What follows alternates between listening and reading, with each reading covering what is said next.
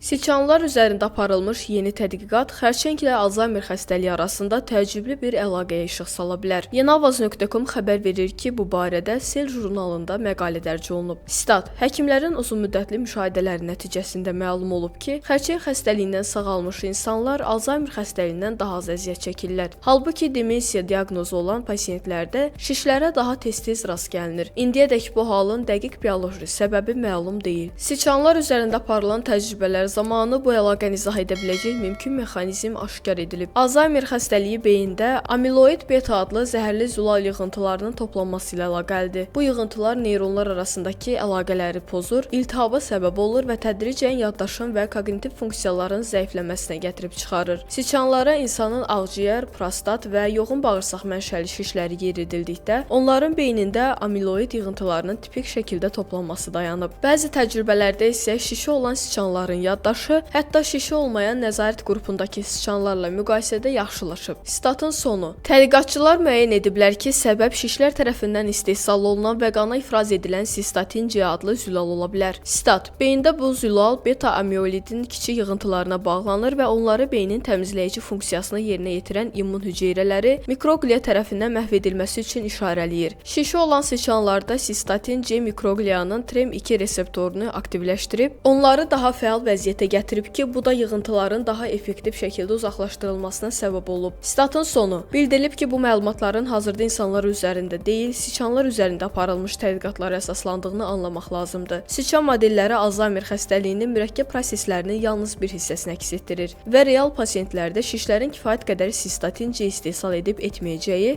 və onu beyinə eyni dərəcədə effektiv şəkildə çatdırıb-çatdırmayacağı məlum deyil. Bununla belə bu nəticələr gələcək tədqiqatlar üçün yeni istiqamətləri açır və patoloji zülalların təmizlənməsi məqsədi ilə beynin təbii mexanizmlərinin aktivləşdirilməsinə yönəlmiş müalicə strategiyasının hazırlanmasına töhfə verə bilər.